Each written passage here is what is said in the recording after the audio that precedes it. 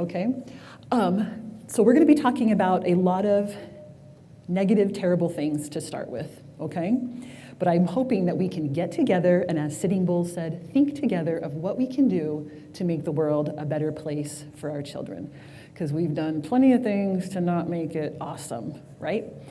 Now, I like to think of this time as kind of how Charles Dickens described the best of times and the worst of times.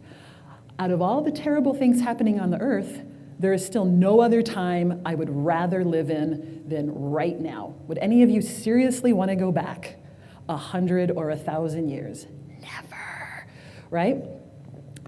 We have a better understanding of the human body. We have all this amazing technology to do great things. We have these opportunities to meet people across the world who have the same interests, the same concerns, the same caring, and you find out often that they're just like you and me, right? They care about their families, they care about their kids, they care about their communities. But we also are living in some of the worst of times, right? A culture, we're gorging ourselves on social media, porn, and gaming. And it's not just kids, right? It's us as adults. And we're behaving badly on screens, we're being unkind, we haven't learned how to be adult and proper and kind and thoughtful and respectful. And I'm sure COVID, the pandemic, proved that to all of us as to how cuckoo bonkers many of us are, right?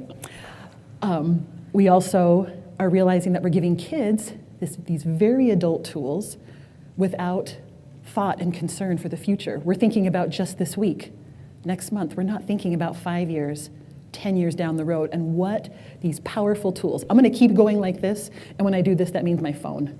I'm talking to my phone right there, right? And of course, as we again learned through the pandemic and through the last election and so many other experiences in the last few years, that we don't know where to find truth online. But yet we're expecting kids to know where to find truth and how to understand the content that is really out there. Hilarious. Aren't we adorable for thinking that? We're just adorable. But again, it's an age of wisdom, right? We have access to all these different histories, worldviews, new technologies. We're addressing racism in a way I never imagined. I have been thinking new thoughts in the last few years that I never thought I would think.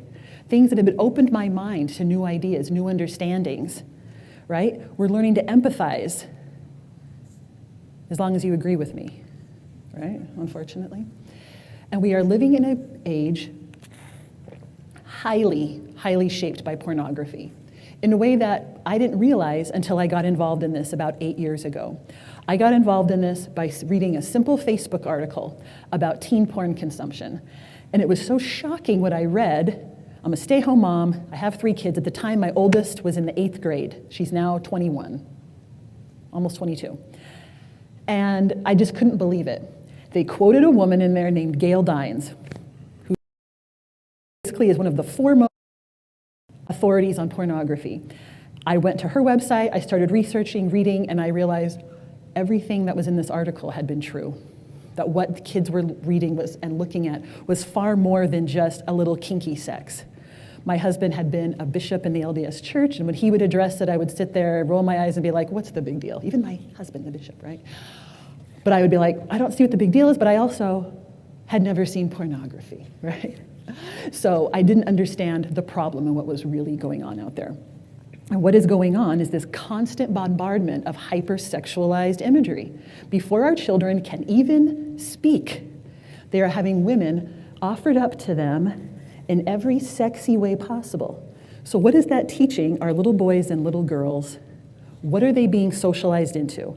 I don't need to show you the pictures. You already have them in your mind of what you have seen in movies, in advertisements, right along the corridor. I want you to know, here in Utah, if you need lasers, they've got you covered, okay? I've never seen so many advertisements for physical improvement, and I travel a lot all over the country. But I want you to know, here in Utah, you're covered, all right? You need something lasered off?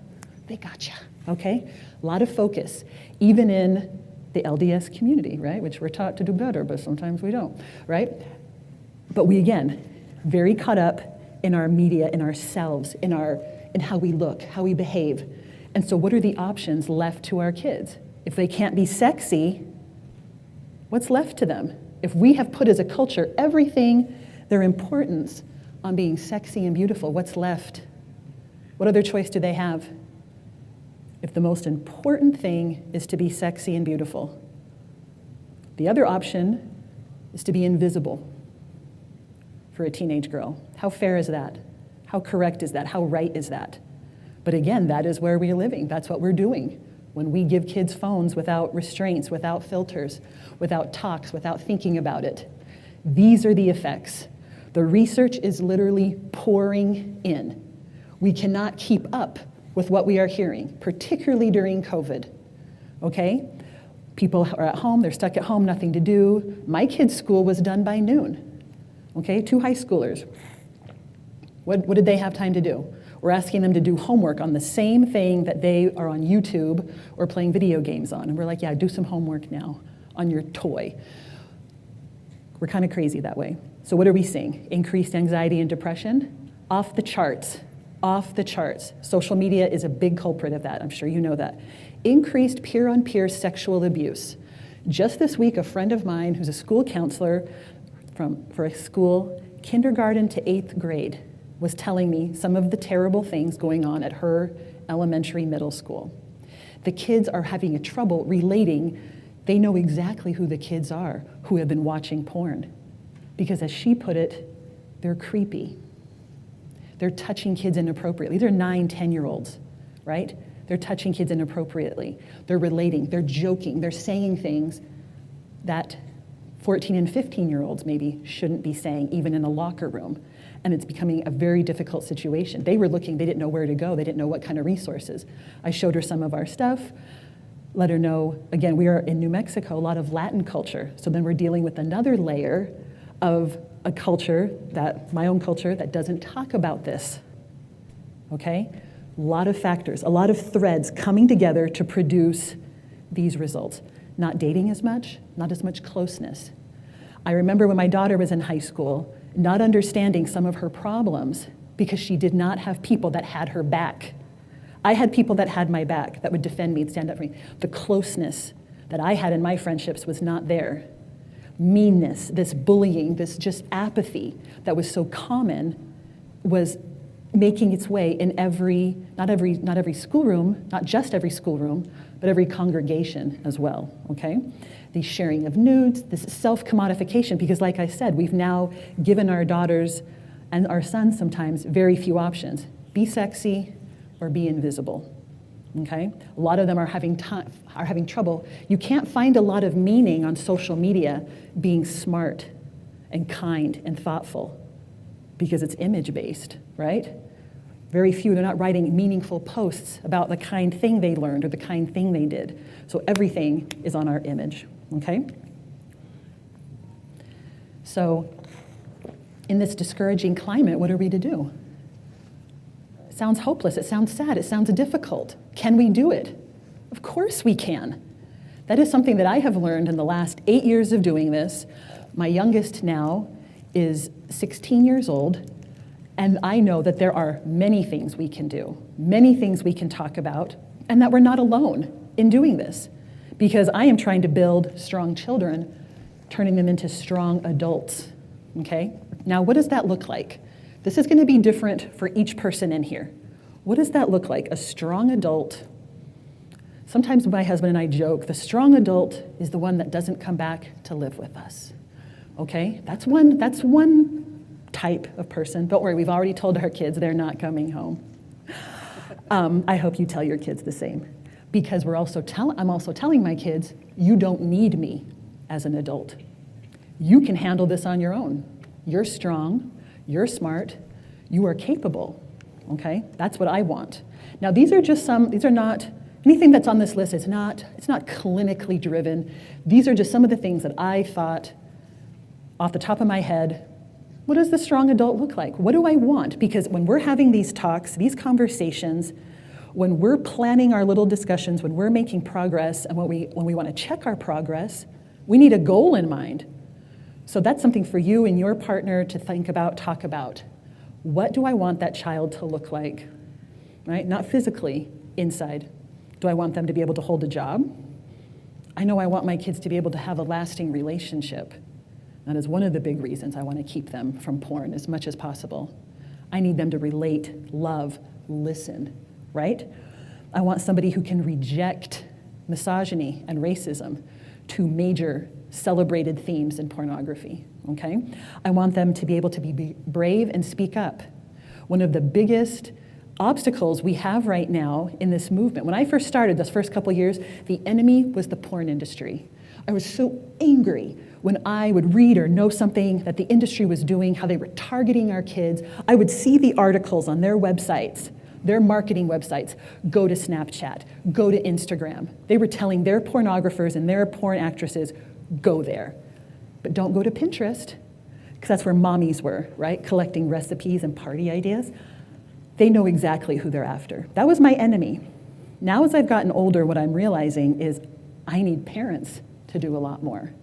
We can't just protect our own children. We need to be brave, speak up, particularly you men. I'm looking at all of you, okay? Love you fellas. But the porn industry thinks they're doing you a service. We're just helping the men of America out, giving them what they want.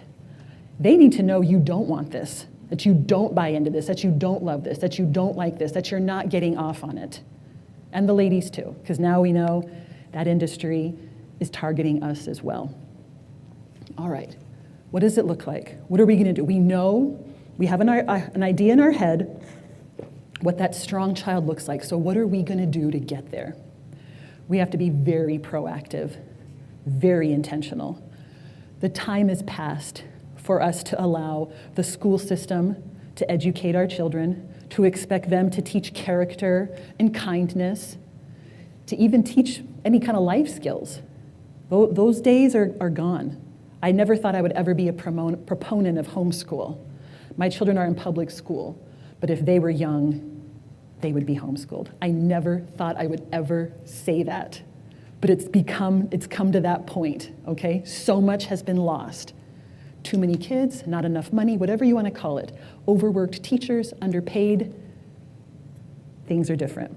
So what do we do? When they're little, we're going to cocoon them. That means we are going to do everything we can to keep them away from terrible information, including screens, as little as possible, okay? A lot of what I'm going to talk about here in the next few minutes is to go against normative parenting, to go against what you see your neighbors are doing, to go against what you see your friends in church doing.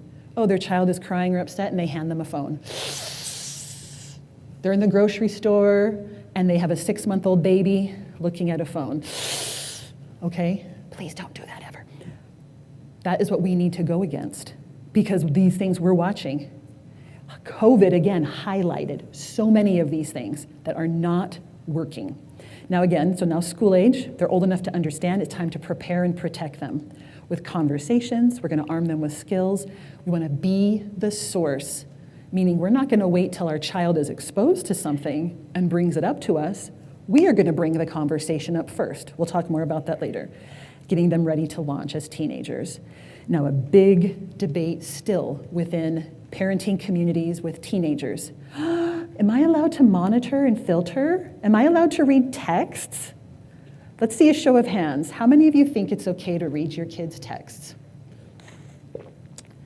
It is. Thank you. I'm so proud of you. Thank you. Our children do not have a presumption of privacy, okay? Why is that? Because 14-year-olds make 14-year-old decisions. Do you remember the things you did as a 14-year-old? I was pretty stupid. I have a friend here to prove it, okay? Don't ask her though, okay? This is my friend who, we were born in the same hospital, a few hours apart. Known her since birth, literally. She could tell you stories. But anywho, we can't presume that our kids are gonna do everything right. I have those straight A students. I have good kids. They're all good kids, but they are making 13, 14, 15-year-old decisions, just like you did. Do you ever stop and think about what you would have done with a smartphone at their age? I definitely would have looked at porn. I was extremely curious. I loved talking about sex even back then, okay? I still do. Okay, think of what you would have done with that phone. I know for me, would not have been healthy. Somebody said something mean to me online, oh, forget it.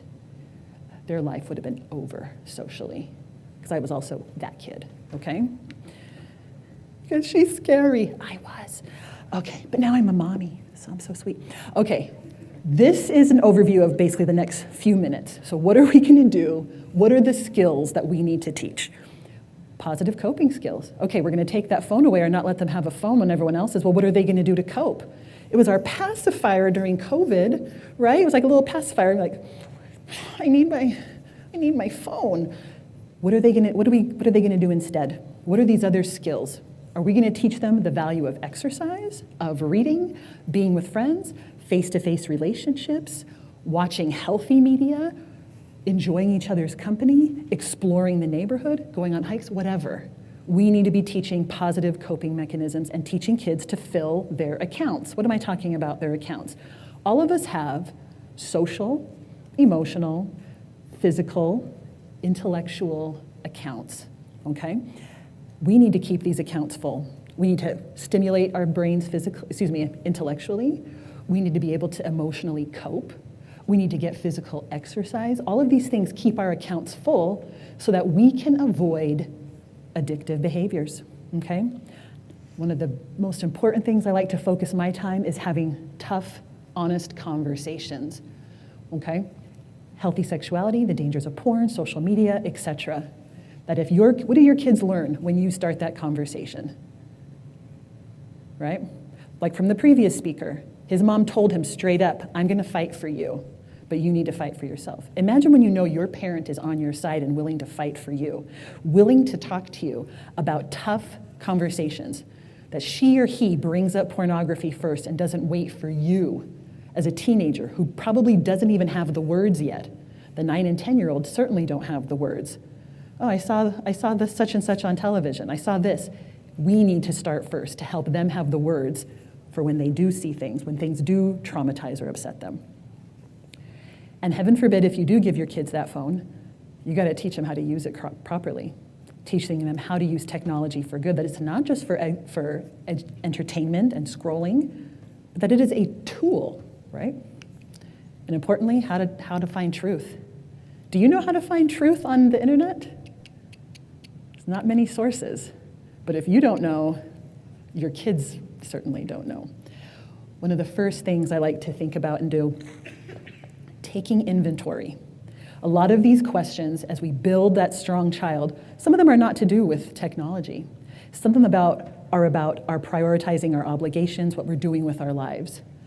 Is your whole focus on taking your kids to soccer and dance practice, making sure they have every activity in the world and they're keeping up with their friends who every single night of the week have football or baseball? Or are you having time together? Are you taking time to learn and spend time and enjoying the child that your child is? Are you raising your kids or just housing them? What do I mean by that? I mean, are you working so much that you only see your child an hour a day? Now, there are a few people that, yes, they are working that hard. They're a single parent and they're working their guts out. God bless you, do the best you can. But if you have more time, please make sure you're spending it with your child and not on your screen or watching television, because the time is past. I don't know if you realize that. The time is past for us to waste any time doing activities that do not strengthen ourselves or our children. Every minute now seems to count. Do you think about that? How much is that 30 minutes? How much reading am I doing? How much reading are my children doing? We don't have that luxury anymore, okay? There's too much going on. There's too many influences, too much bombardment. That time with our kids is precious, okay? Now, do our activities, our time together, do they create conversation? That's an important one, okay? Like I said, I'm a big fan of conversation. You can't shut me up, okay? But we need to have those opportunities to sit down every night at dinner. You'll notice with your kids, there's always a time. When my kids were little, it was bedtime. If I laid down next to them, read them a story, everything, they just would tell you everything from the day. This happened that time. It was the best time for me to listen. As my kids got older, it became dinner.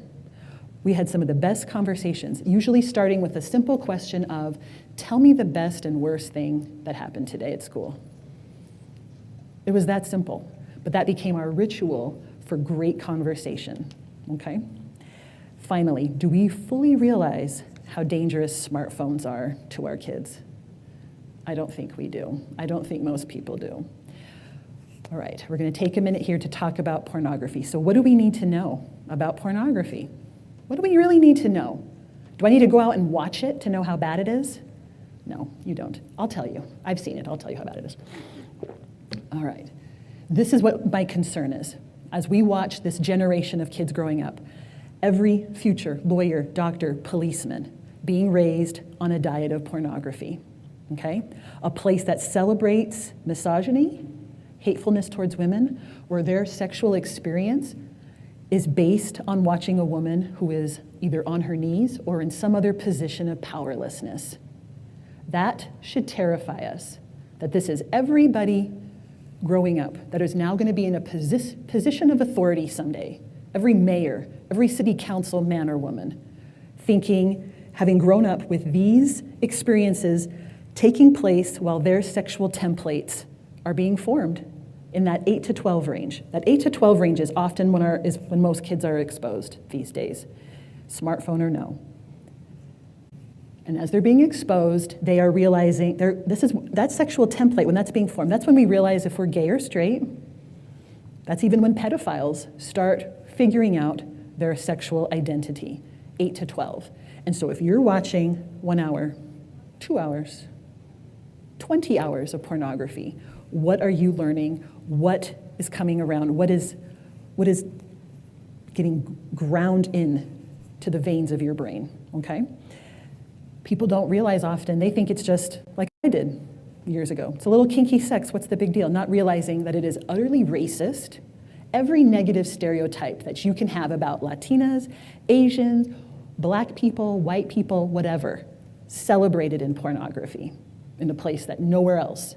It's one of those things where I did not understand in Black Lives Matters, why did they not come down on pornography? This is one of those swinging at the roots. Yeah, we can swing at branches and change little policies here and there, but where are we learning these terrible ideas about women and minorities? This is one of those places, okay? We also need to realize that this industry is brilliant, okay? They are not stupid. This is not some little tiny industry, and they are targeting women and girls, okay? They come out with porn for women, lesbian porn, feminist porn. These are categories that have increased in popularity in the last few years. When I was at the National Sex Ed Conference a couple years ago, talking about, selling my books, this and that, and a couple of the educators, you just need to watch feminist porn. It's fine. It's fine. So I went ahead and I checked out the feminist porn. No, it still ends in body punishing sex for women, still ends with a woman in a position of powerlessness, but they have geniusly now added 2 minutes of a romance story on it. Or instead, the woman is a lawyer instead of the housekeeper. So just, wow, totally feminist, right? And so we need to realize, again, even in this day of inclusivity, they take pride in now, but we have fat people in now, and we have people of different sexualities. It's like, no, they're not really helping all of our body image or helping us to be better. They're just an equal opportunity exploiter. Okay? No one will be left out of their exploitation. That's really what is going on. Another important thing for us to know as parents is where are your kids going to access it? My children have been exposed on the playground at school from other kids. My kids have been exposed at grandparents' houses with their cash. People in places that you think it's not going to happen, but it's typically on smartphones, okay? And very, very, very, very, very, very often on social media, okay? We also need to know what porn will do to a brain, okay? Do your own research on that, because it is very fascinating and it's terrifying of what, just like alcohol. Remember what we all learned about what alcohol will do to the teenage brain? Remember our little scared straight videos as teenagers? Like, you don't want that, right? It affects a child's brain way more. When are our brains done developing? Not till 22, 23. I had always thought it was 18 until I started researching and understanding how easy it was for things to imprint and stay, how powerful early childhood and mid-childhood experiences are. They stay with us. It's the same reason why you and I can remember who our second grade teacher is, but we can't remember what we ate for dinner 2 days ago. Okay, powerful. And of course, I think you guys already read this slide, but this to me is a great example of exactly what's going on. We know porn is out there, and we think maybe our kids have seen it once or twice or seen a picture, but not understanding nearly the level of violence and deviancy. And when I talk about deviancy, something important for us to realize is they are normalizing so many deviant behaviors. And before, again, when I first thought of that, I thought, oh, people are probably saying that because maybe it has something gay in it and people are anti-gay. And that's just rude. No. The deviancy that they normalize is incest, is bestiality. These are the terrible things. We should not have to tell our children that they should not find their stepmom hot. But yes, we do need to say those things, okay? Because that is the culture that we're living in. Strong children, how are we going to get there? It's in our daily routine. It's simpler than we think. It is not by grand gestures and one big talk. It is in small, simple conversations, small, simple means. I'm not telling you that you need to tell your kids everything terrible I have just told you about pornography. I need you to know how terrible it is so that you can warn your children. You don't need to tell them, oh, incest. You don't have to explain those kinds of things. First, though, we need to start listening. Again, do our routines and our activities lend themselves to listening, okay? A lot of times people will ask us for specific dialogues in how to bring up these conversations. And I tell them, it's a different conversation for every child. I have 3 different children, it was 3 different conversations, with each one on different topics. You know your child better than anyone. You love your child more than anyone. You know how to talk to your child way better than you think you do, okay?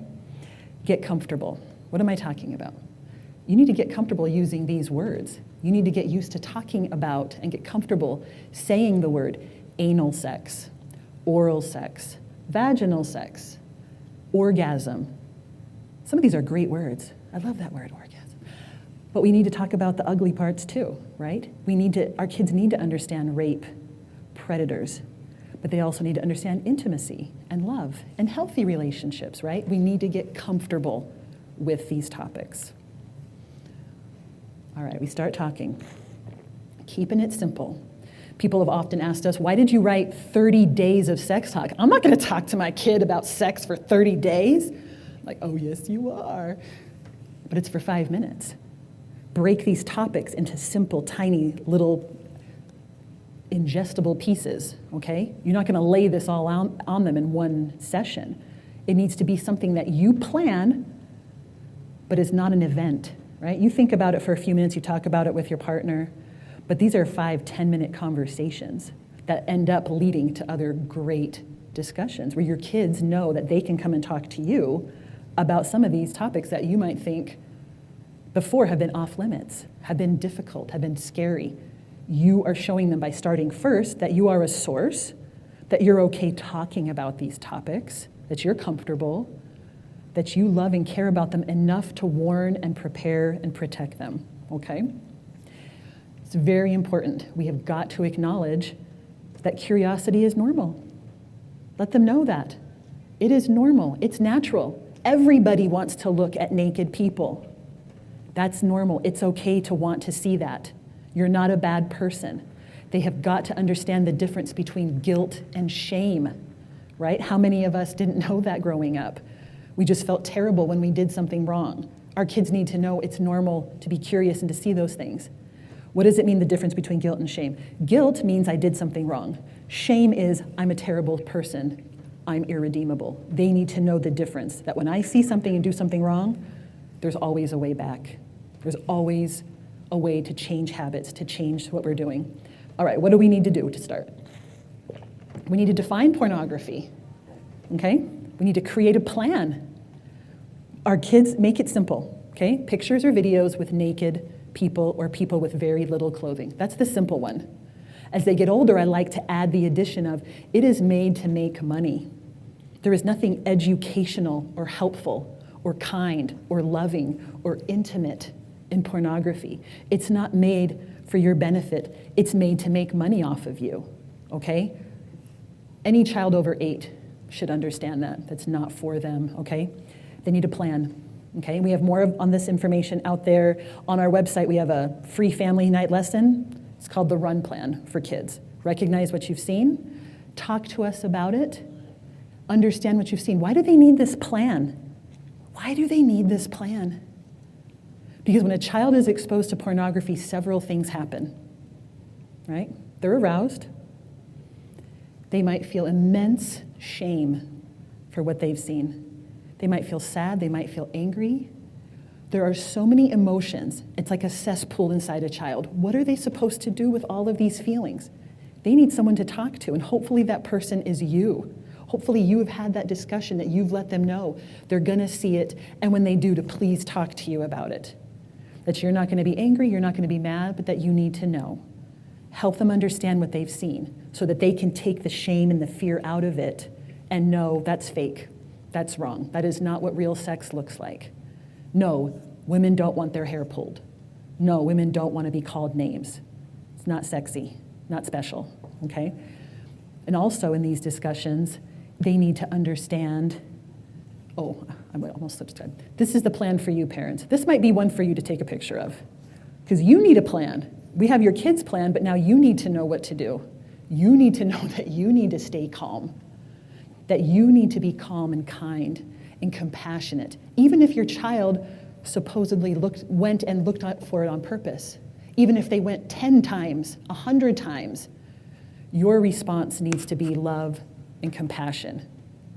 They need to know that you are on their side, that you understand that an industry is hunting them when they're on social media, gaming sites, wherever, to shovel their garbage at them, okay? Help your kids know you're on their side and help them formulate that plan to avoid exposure the next time. All right, what are we gonna talk to younger kids about? Quickly, because I've already using up my time. Feel free to take a picture of this. Right in this slide are 11 conversations. This is not one conversation. This is 11 different conversations.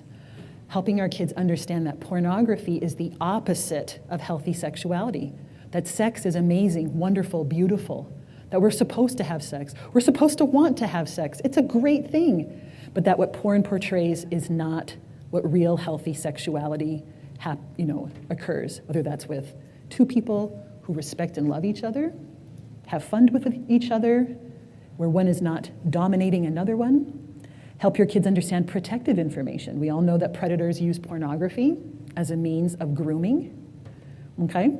Although you will find that we are now living in a culture that is grooming our kids themselves. The culture is grooming us, okay? More than one pedophile has talked about how the culture itself is grooming our kids to want to be sexy, to want to connect in a sexual way long before they're ready.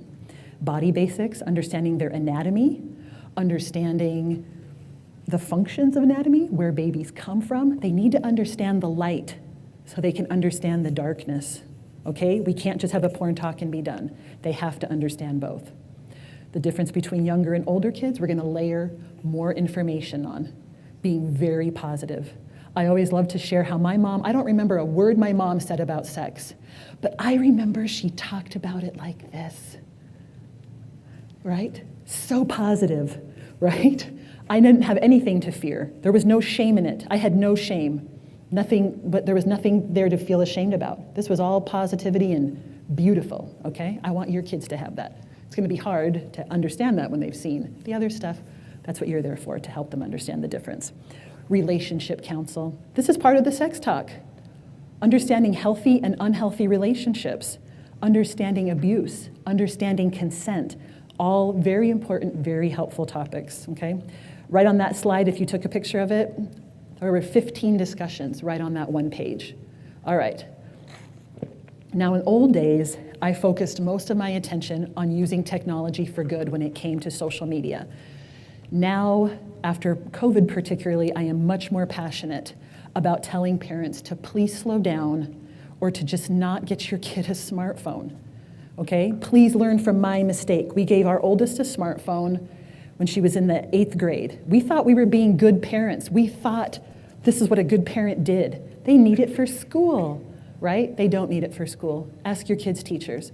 I've asked over 30 teachers in the last few years, not a single one. Every single one has said your kid does not need a phone in school.